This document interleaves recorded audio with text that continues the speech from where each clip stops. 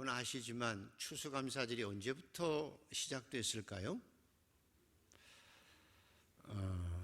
사실은 이스라엘 사람들이 가나안 땅에 들어가기도 전에 광야에 있을 때 하나님께서 초막절을 들어가면 지켜라 말씀하셨습니다. 레위기 23장에 나오는 초막절이 추수감사절이었습니다. 우리나라는 주로 쌀농사를 짓지만 이스라엘은 보리와 밀농사를 지었습니다. 혹시 여기 연세 많으신 분들 보리를 먼저 수확하나요? 밀을 먼저 수확하나요? 보리를 먼저 수확합니다. 보리는 한 5월, 6월, 그 다음에 밀은 6월, 7월 이렇게 수확을 하는데 이스라엘 사람들도 하나님께서 말씀하신 대로 4월경 이렇게 보리를 추수해서 첫 열매를 하나님 앞에 드리는 것을 초실절이라고 했고, 보리 거둔 후에 또 밀까지 다 거두어서 그 알곡들을 창고에 가득 쌓아놓고 그걸 수장절이라고 했습니다. 그리고 다 쌓아놓고 나서 7월 초순 9일 되면 모든 백성이 다 하루를 쉬면서 아무것도 먹지 않고 금식했습니다. 7월 9일을 금식하며 하나님 앞에 회개하는 날로 정하고, 회개하고 나서 금식하고 회개하고 나서 그 다음 날 7월 10일이면 대속죄일이라고 송아지를 잡고 양을 잡아서 온 국민이 하나님 앞에 속죄일을 드렸습니다. 다 모여서 금식하며 하나님 앞에 회개하고 양을 잡아서 하나님 이것이 내 죄입니다 하고 회개하고 하나님 앞에 용서받는 대속죄일을 7월 10일 날 행했습니다. 그리고 집에 돌아가서 정리를 다 한 후에 한 일주일 지난 후에 7월 15일부터 22일까지 한 주간 동안은 초막절을 지냈습니다. 초막절의 의미는 이것입니다. 하나님께서 이는 내가 이스라엘 자손을 애굽 땅에서 인도하여 내던 때에 초막에 거하게 한 줄을 너희가 대대로 알게 하려 함이라. 초막절은 하나님께서 애굽에서 탈출시켜서 구원해서 광야에서 하나님이 주시는 만나와 메추라기로 반석에서 내신 물로 하나님의 은혜로 구원받아 살게 되는 것을, 구원의 감격에 대해서 감사하며 초막을 짓고 살아라. 그리고 기억해라. 너희가 불순종하다가 광야에서 다 죽었지 않니? 그러므로 너희 자녀들은 하나님 말씀에 순종함으로 하나님의 영원한 은혜와 복을 누리고 살아라. 그 신앙의 유산을 자손들에게 물려주기 위해서 초막절을 꼭 지켜라. 그래서 제가 캐나다에 살 때 보면 유대인들은요, 이 초막절 되면 애들도 학교 안 보내요. 그래서 애들 다 같이 자기 집 앞에 정원에 천막 짓고, 어떤 사람은 아파트 베란다에다 천막을 짓고, 어떤 사람들은 큰 공원에 귀퉁이에 몇 사람 모여서 천막을 치고 아이들과 다 함께 일주일 내내 그곳에서 먹고 마시면서 초막절을 지키는 거예요. 자녀들에게 하나님의 말씀대로 현장 교육을 신앙적으로 시키는 것입니다. 이게 초막절입니다. 그래서 초막절은 하나님께서 구원해 주신 구원의 기쁨과 감격, 또 하나는 하나님께서 땅 주셨잖아요. 그 땅에서 열심히 농사지어서 풍성한 수확을 거둔 것에 대한 감사로 가장 좋은 것을 하나님 앞에 드리면서 하나님 구원해 주신 것도 감사하고, 이런 땅 주신 것도 감사하고, 이 땅에서 농사지어서 풍성한 열매를 주신 것도 감사해서 드리는 것이 초막절이었습니다. 이스라엘 백성들은 하나님의 백성이기 때문에 남녀노소 빈부귀천을 막론하고 이 땅에 살아가는 동안은 하나님의 백성이에요. 그래서 내가 좀 잘 살면 좀 나누어야 했어요. 그래서 초막절이 되면 모았던 그 모든 물질과 곡식을 가난한 사람에게 다 나누어 주었어요. 이웃사랑을 실천한 것입니다. 그래서 너나 나나 다 하나님의 백성임을 함께 즐거워하며 함께 하나님의 백성됨을 감사하며 지내는 것이 일주일간의 초막절 추수감사절이었습니다. 이스라엘의 모든 남자는 그래서 초막절날 예루살렘으로 올라갔어야 돼요. 예수님도 올라갔었습니다. 왜 예루살렘에 올라갔느냐? 가서 하나님 앞에 확인하는 거예요. 우리가 하나님의 백성임을. 우리 모두가 다 지금은 네가 크고 내가 작아도 많이 가지고 적게 커도 너희는 다 우리 하나님의 백성이다. 그래서 하나님 앞에 감사하며 하나님의 백성 되었음을 기뻐하고 서로 함께 하나님의 나라와 같은 잔치를 벌리기 위해서 예루살렘에 모였던 것입니다. 그래서 이스라엘 백성의 가장 큰 기쁨은 초막절을 지키는 거예요. 하나님의 백성으로서 하나님 앞에 감사하고 감격해서 우리 모두가 다 하나님의 백성을 확인하고 천국 같은 공동체를 이루어가는 것이 초막절의 의미였고요. 그래서 오늘 교회도 마찬가지입니다. 사랑하는 주님 앞에 형제 자매 한자리에 교회 생활이란 우리가 하나님의 백성으로서 구원받은 하나님의 백성으로서 내가 은혜를 많이 받으면 감사하고 없어도 감사하지만 또 내가 받은 은혜를 서로 나누며 같은 천국 공동체를 이루어가는 것이 이게 교회의 모습이고 추수감사절의 의미입니다. 오늘 저와 여러분은 이 땅을 살아가는 동안 교회 생활하는 동안 이 초막절의 의미와 함께 교회 생활을 정말 기쁘고 감격스럽게 하고 교회를 천국 공동체로 더 아름답게 만들어갈 수 있는 그런 복된 신앙인들이 되기를 소원합니다. 그러면 유대인들은 이렇게 초막절을 추수감사절을 지켰는데 그러면 우리 기독교회는 언제부터 추수감사절을 지키게 되었을까요? 우리가 다 아는 대로 청교도들이 1620년이죠. 400년 전 신앙의 자유를 찾아서 마음껏 예배드리고 신앙생활을 할 수 있는 그것을 찾아서 메이플라워를 타고 11월 11일 북미 매사추세츠 케이프 가드 해안에 도착한 것이지요. 도착하고 나서 여러분 미국이요, 이 매사추세츠 있는 데는 굉장히 추워요. 우리나라 겨울보다 평양 정도처럼 추워요. 그래서 그 추운 날씨에 가져간 것도 별로 없고 집도 별로 없고 한 데서 고생하다가 102명 중에 절반이 죽지요. 그러나 그 가운데서도 이들이 통나무를 잘라서 교회를 먼저 짓고 학교 짓고 그리고 나서 자기 집 짓고 그리고 나서 추수를 한 해 지난 후에 다 한 후에 그 작은 예물을 가지고 하나님 앞에 예배 드렸던 것이 추수감사절 시작이거든요. 우리 한국교회는 언제부터 추수감사절 지켰을까요? 미국 선교사들이 들어올 때부터 지켰고요. 교회가 전부 연합해서 1914년에 추수감사절을 우리나라의 처음 선교사들이 인천항에 발을 들여놓았던 11월 셋째 수요일을 추수감사절로 지키기로 결정해서 11월 셋째 주일을 추수감사절로 지키고 있습니다. 두 가지 의미가 있거든요. 첫째로는 이 땅에 구원의 복음이 들어온 거잖아요. 선교사들이 처음 구원의 복음을 가지고 이 땅에 도착한 그날, 그리고 거의 추수가 끝나갈 지금, 그래서 하나님 앞에 1년의 모든 삶에 대한 감사를 두 가지를 담아서 현재 우리 교회들은 추수감사절을 11월 셋째 주일로 지키고 있는 것입니다. 오늘도 저와 여러분이 추수감사 예배를 드리면서 하나님의 구원하심과 머리카락 하나까지 헤아려 주시면서 여기까지 인도하신, 그리고 은혜를 주신 하나님 앞에 감사하며 마음껏 찬양하며 예배 가운데 하나님 앞에 또 감사할 수 있는 마음이 넘쳐나기를 소원합니다. 이게 추수감사절의 의미입니다.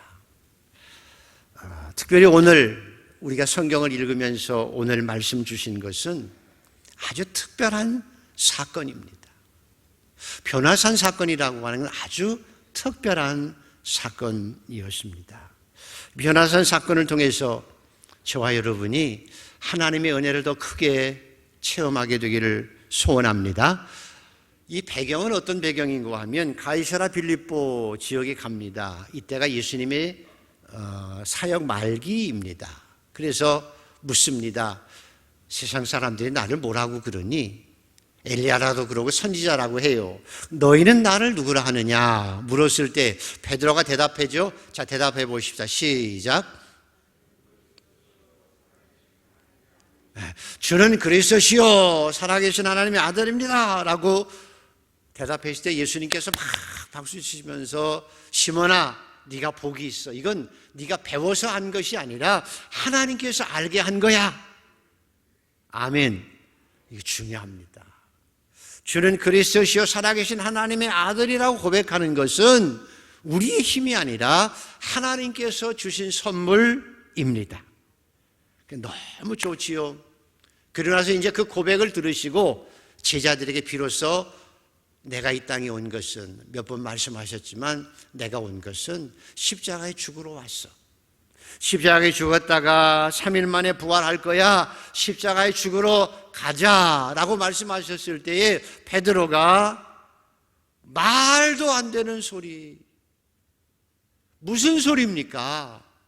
예수님 십자가에 죽으면 안 되지요 라고 가라막았더니 예수님께서 금방 변하셔서 사탄아 물러가라. 네가 하나님의 일을 그르치려고 하는구나 라고 아주 호통을 치신 것입니다.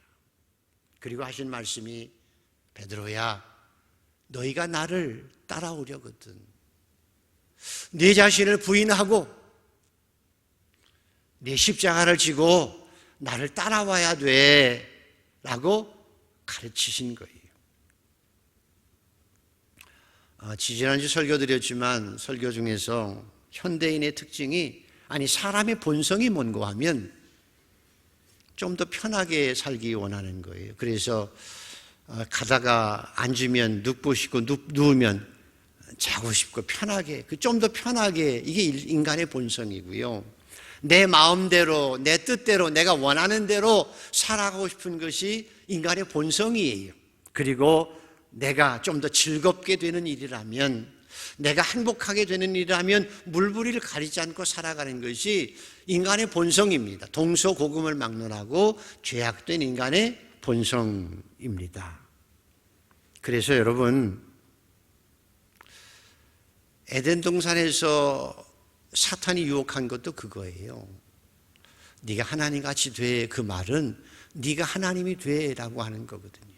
그래서 현대인들은 자기 편리에 따라서 자기 좋은 것 추구하고 자기 행복한 것 추구해서 자기를 절대시해서 자기 자신을 우상으로 만들어가는 게 이게 현대인의 특징이기도 해요. 우리가 우상이 되는 거예요.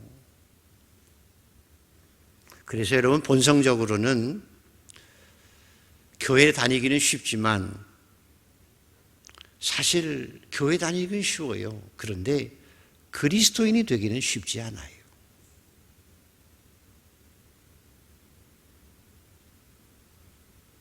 베드로도 마찬가지였죠.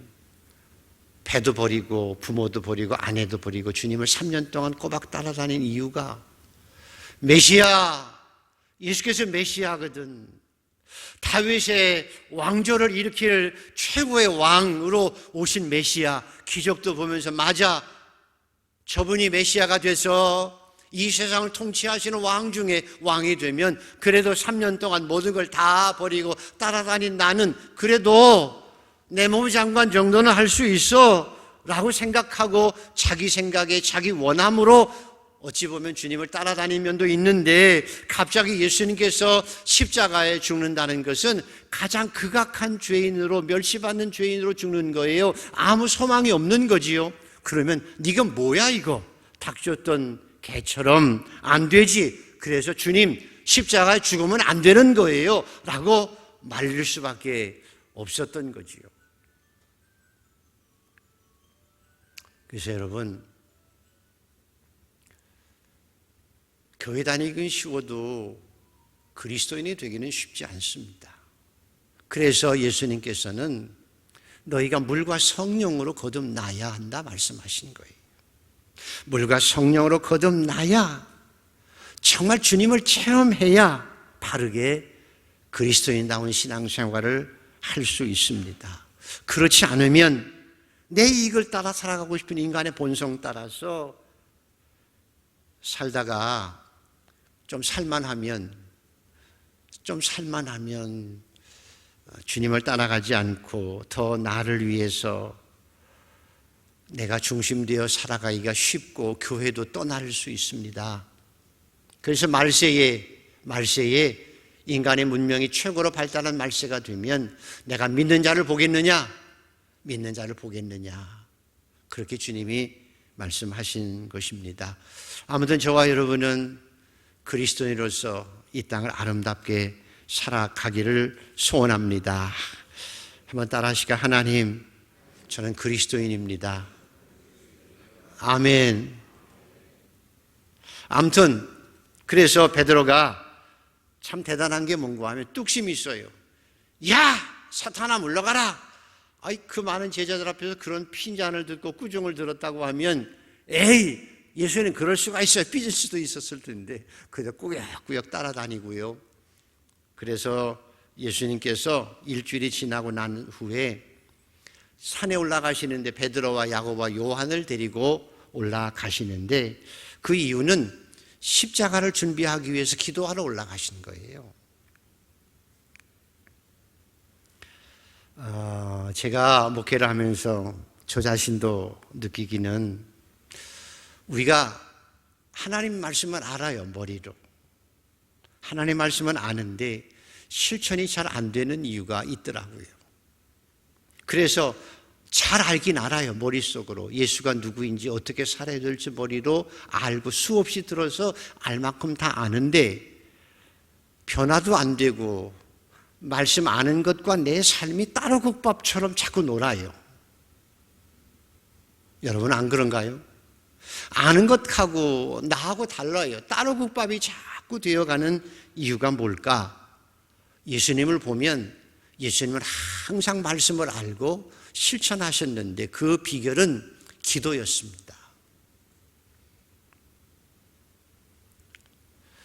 요 밑에 보면 변화산 밑에 제자들이 막 귀신 들린 아이 때문에 고통스러워하고 있죠. 못 쫓아내서. 예수님이 쫓아내시고 나서 뭐라고 말씀하죠? 이것 봐, 기도 외에는 이런 유가 나갈 수 없어. 기도 외에는 이런 능력이 나타나지 않는 거야. 기도하지 않으면 우리 영혼이 메마른 거예요. 기도하지 않으면 알고는 있어도 능력이 없어요. 내가 많이 아고 들었어도 기도 없이는 삶의 변화가 일어나지 않아요. 따라가고 싶지 않아요. 그래서 예수님을 알긴 알아도 따로국밥처럼 내 삶이 따로 놀고 삶의 열매도 없어요. 10년을 예수 믿어도 아는 건 똑같은데 삶의 변화도 똑같은 거예요. 없는 거예요. 그래서 오늘도 보면 예수님께서 기도 가운데 변화되어지시지요. 영광스러운 모습으로 변화돼요. 오늘 이 영광스러운 모습으로 변화되는 변화산의 사건은 우리에게 네 가지 중요한 얘기를 해줍니다. 기억하셔야 됩니다. 첫 번째는 뭔가 하면 예수님께서 변화되셨다고 영광스러운 모습으로 말할 수 없는 세상에 없는 초월의 모습으로 변화되었다고 하셨는데 사실은 변화된 것이 아니라 원래 예수님의 모습을 보여주신 거예요. 원래 예수님의 모습을 보여주신 그 모습이 예수님의 진짜 모습이에요. 그리고 예수님이 계시는 천국은 하나님이 계신 천국은 우리가 상상할 수 없이 신비스러운 빛난 광채가 있는 가장 아름다운 곳이라고 하는 걸 가르쳐줘요. 세 번째로는 이제까지 제자들이 주님을 따라다니면서 나사로가 사흘 만에 살아나는 것도 보고 안진뱅이가 일어나는 것도 보고 바다를 풍랑을 이는 바다를 걸으셨던 예수님 모습 보았지만 예수님이 그래서 내가 부활할 것이다 말씀하셨지만 실제적으로 어떻게 변화되는 것인지 우리가 나중에 부활하면 새하늘과 새 땅에서는 어떤 모습으로 영광스럽게 되어지는지는 모르는 거지요. 그래서 확실하게 너희들도 나처럼 새하늘과 새 땅에서는 저렇게 영광스러운 모습으로 변화될 것이라고 하는 것을 확실하게 보여주신 거예요. 그리고 마지막으로 하나는 예수님께서 모세와 엘리야와 얘기하셨다고 하셨죠. 모세는 오래전에 돌아가신 분이잖아요. 무덤도 없지만 엘리야는 승천했어요. 그런데 죽어서 아무 흔적도 없는 모세나 승천한 엘리야나 죽은 것 아니라는 거예요. 그들은 아직도 살아 계시다는 거예요. 결코 죽은 것이 아니라 살아 계신다는 거예요. 그리고 그리스도 안에서 죽은 자들은 예수님의 말씀처럼 내가 나를 살아서 믿는 자는 영원히 죽지 아니라고 하는 말씀처럼 너희들도 영원히 죽지 않고 영광의 모습이 되어진다는 것을 우리에게 말씀해 주고 계시는 거예요. 그러다가 이제 졸다가 갑자기 깨가지고 확 빛나니까 베드로가 정신없이 말을 하죠. 주님, 선생님, 우리가 여기서 지내는 것이 좋사오니 너무 좋은 거지요. 초막셋을 지어 사나는 주님을 위해 사나는 엘리야를 위해 사나는 모세를 위해서 그리고 우리는요 그냥 여기 서 있기만 해도 돼요. 너무 좋으니까. 여러분 천국 가면 여러분이 천국에 와 있는 그것 하나만으로도 감사하고 춤출 수 있게 될 줄 믿습니까? 저는 그거 생각하면서 뭐라고 기도했는가 하면 하나님, 저는요 천국 가면 천국 가 있는 모습 그대로 감사하는 것으로 끝나고 싶지 않습니다. 주님께서 저를 어루만지면서 내 아들아, 착하고 충성되었던 내 아들아, 그리고 주님께서 나에게 생명의 면류관도 좀 씌워주시고 내가 이 땅에 살면서 주님을 위해서 그렇게 땀 흘려 피 흘렸던 모든 것에 대한 상급도, 하늘의 창고에 쌓이는 상급도 주십시오. 그렇게 기도했습니다. 여러분도 그렇게 기도하기를 소원합니다. 그래서 베드로가 여기가 좋사오니, 얼마나 영광스러운 모습인지 그저 여기가 좋사오니, 아 나도 부활하면 저렇게 되는구나 라고 하는 것을 확신 있게 생각했다는 것입니다. 더 깊이 있게 생각할 것은 예수님께서 모세와 엘리야와 얘기하셨잖아요. 뭔 얘기를 했을까? 성경에 나와 있고요. 모세와 엘리야도 주님께서 십자가에 죽으시고 부활하신 그것을 이제까지 기다려왔습니다. 우리도 기다려왔습니다. 그리고 주님, 마라나다, 주 예수님 오셔서 이 땅을 통치하신 그날, 새하늘과 새 땅의 그날 우리가 주인공입니다. 그날을 마라나다 기다리고, 그 구원의 영광의 날을 기다리고 그 얘기를 했을 줄 믿습니다. 제가 얼마 전서부터 저희 집사람한테도 여보, 나 왜 요즘 이렇게 엄마가 보고 싶지? 그랬어요. 왜 이렇게 엄마가 보고 싶지? 나이 들어서 주책이잖아. 근데 옛날 어른들이 왜 나이가 들어서 엄마가 보고 싶으면 죽을 때가 가왔다고 옛날 어릴 때 언뜻 들었는데 그거 맞나? 그렇게 물어본 적이 있습니다. 눈물이 날 정도로 보고 싶어요. 우리 집사님들은 안 그러신지 모르겠는데 그래요. 그러고 있었는데 오늘 말씀을 한 주간 동안 쭉 묵상하면서 고등학교 2학년 때 보여주셨던, 은혜 가운데 보여주셨던 그 천국의 모습을 탁 떠올랐습니다. 천국의 모습이 얼마나 아름다운지. 그래서 제가 너무 좋았습니다. 그러고 나서 조금 있으면 영광 중에 내가 주님도 보고, 조금 있으면 천국에 가 있는 어머니도 보고, 아버지도 보고, 먼저 가신 누님도 곧 만날 수 있겠구나 라고 생각이 들어서 혼자 찬송을 많이 불렀습니다. 너무 좋아서 정말 찬송을 불렀습니다. 보아라 즐거운 우리 집, 밝고도 거룩한 천국에 거룩한 백성들 거기서 영원히 영광에 살겠네. 거기서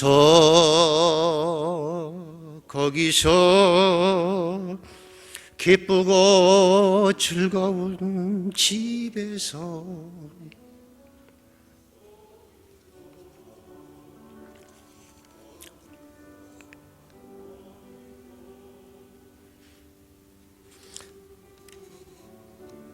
영원히 영광에 살겠네. 그렇게 찬송을 불렀는데 너무 좋은 거예요. 여러분들 생각나는 분이 계시죠? 이 가을에, 이 겨울에 어머니가 생각나기도 하고, 아버지가 생각나기도 하고, 사랑하는 아내가 생각나기도 하고, 사랑하는 남편이 생각나기도 하고, 어떤 분은 가슴에 많은 아픔을 평생 가지고 살았지요. 자식을 먼저 보내고 그 자식 생각하고 살아오기도 했지만, 그러나 우리 영광 중에 곧 주님을 만나게 되어질 줄 믿습니다. 그래서 베드로가 여기가 좋사오니 라고 말씀한 것처럼 우리의 집은 이 땅의 초막이 아니에요. 베드로가 짓는 초막이 아니라 하나님께서, 예수님께서 예비하고 준비하신 영원한 새하늘과 새 땅, 그곳에서 영광의 주님을 만나게 되어질 것입니다. 그래서 베드로가 세월이 한참 지난 후에 나이가 많이 들어서 순교하기 직전에 이런 얘기를 하지요. 베드로후서 1장에 보면, 형제들아, 우리 주 예수 그리스도의 능력과 강림하심을 너희에게 알게 한 것이, 내가 너희들에게 예수께서 이 세상에 다시 오신다고 하는 것을 확실히 말할 수 있는 것은 그 얘기예요. 예수께서 이 세상에 확실히 다시 오실 것을 내가 너희들에게 확실하게 말할 수 있는 것은 꾸며낸 얘기가 아니라 내가 그 거룩한 산에서 영광 중에 그 크신 위엄과 영광을 내가 친히 보았기 때문이다 라고 고백해요.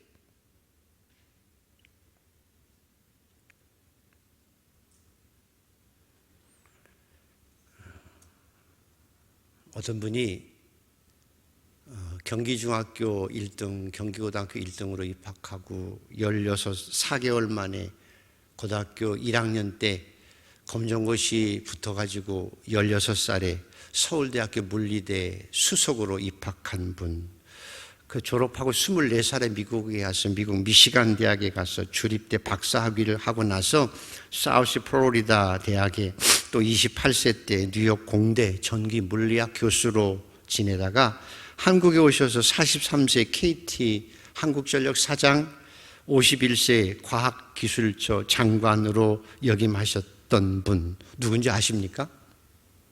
정근모 박사라고 하는 분이에요. 장로님이 되셨죠.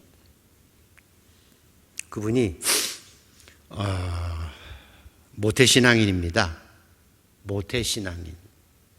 어렸을 때 교회를 다녔지만 너무 공부도 잘하고 과학적인 사고를 가지다 보니까 하나님이 안 믿어지는 거예요. 그래서 하나님 앞에 왔다 갔다, 그리고 예수 믿고 죄 용서함 받고 구원받고 천국 간다는 게 이게 머릿속으로 이게 이해가 안 되는 거예요. 용납이 안 되는 거죠. 그래서 그냥 썬데이 크리스찬으로 모태신앙이니까 주 왔다 갔다 했습니다. 그러다가 승승장구했는데 어느 날 어린 아들이 만성 신장염을 앓게 되었는데 낫지 않고 계속 악화가 되어서 의사가 방법이 없습니다. 아이가 죽기 전에 콩팥 하나라도 이식해야 된다고 해서 의사 말 듣고 자기 콩팥 하나 띄어서 아들한테 주었는데 그게 더 악화가 돼가지고 황달이 오기 시작하고 흑탈이 되기 시작해서 아들이 거의 죽을 지경에 와 있습니다. 의사가 소망이 없다고 했습니다. 다 의학도 의지해 봤는데 안 되는 거잖아요. 그래서 어떻게 했을까요? 그때서야 정말 하나님 교회를 찾아가서 울기 시작했습니다. 하나님 도와주시옵소서. 내가 이렇게 연약한 것을, 교만하게 살았던 것을 용서해 주시고, 그래서 약복강의 야곱처럼 목숨 걸고 아들의 치유를 위해서 기도했습니다. 근데 회개하고 기도하는 가운데 하나님께 은혜 주셔서 만나 주셨고요. 성령의 은혜도 체험했습니다. 너무 감사했죠. 그런데 놀랍게도 하나님께서 자기 기도를 들으시고 아들도 낫게 하셔서 건강하게 되어진 거예요. 다시 말하면 과학과 의학의 한계를 넘어선 하나님의 은혜와 기적을 체험하게 되어진 거예요. 여러분에게도 그런 은혜가 있기를 소원합니다. 이루어지기를 축복합니다. 그래서 그분이 마지막에 고백하는 게 뭔가 하면 나는 위대한 과학자가 아니라 진실한 그리스도인으로서 이 땅을 살기를 원한다고 고백하지요.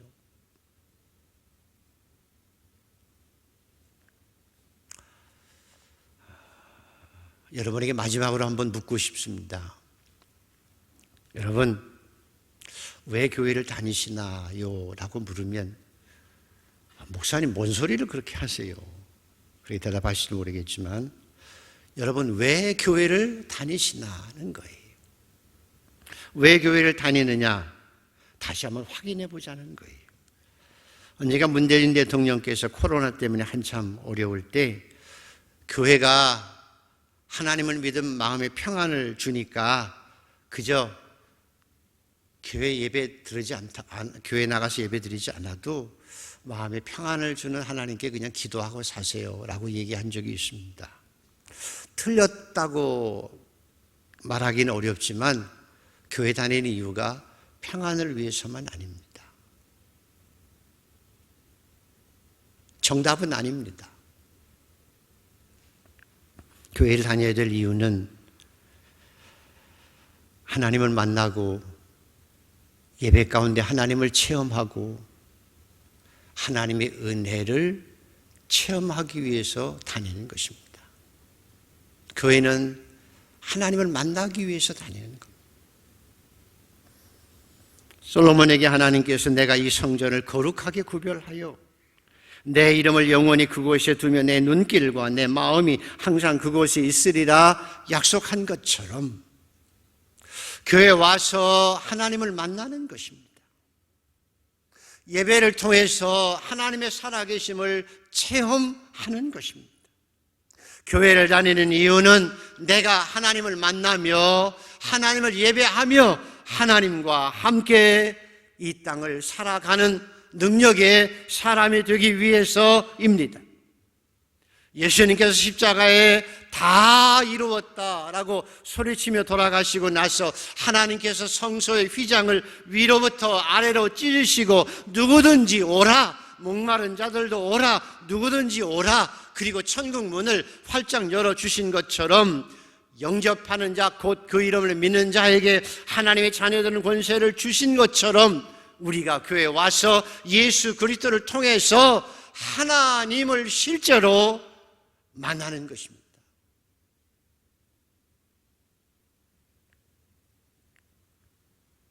그래서 예수를 믿는 것은 예배를 통해서 하나님을 만나고 하나님의 살아계심을 체험하고 그 하나님과 함께 이 땅을 살아가는 것입니다. 오늘 신앙인의 고백처럼 나와 동행하시고 모든 염려 아시니 나는 숲의 새와 같이 기쁘다. 내가 기쁜 마음으로 주의 뜻을 행함은 주의 영이 함께 함이라. 감히 나 같은 자를 성전 삼고 내 안에 것이 성령과 함께 좁은 길을 걸어가면서도 의와 평강과 희락을 누리며 찬양하며 살아갈 수 있는 것이 저와 여러분의 신앙의 현실입니다. 이게 신앙인의 삶입니다. 그래서 여러분, 저와 여러분의 삶이 때로는 이보다 더 좋을 수 없어. 그럴 때 있지요. 푸른 초장이 있어요. 그럴 때는 마음껏 찬양하고 주님과 함께 푸른 초장에서 즐겁게 사십시오. 사망의 음침한 골짜기 같은 어려운 분들이 있으면 하나님을 찾으십시오.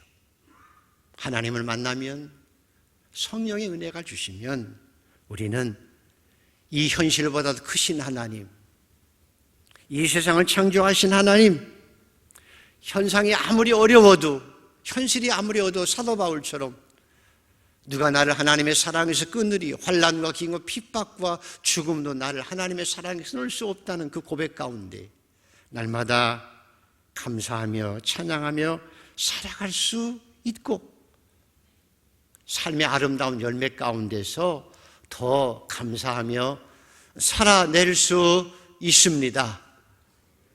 이것이 여러분의 신앙 생활이고 신앙의 현실입니다.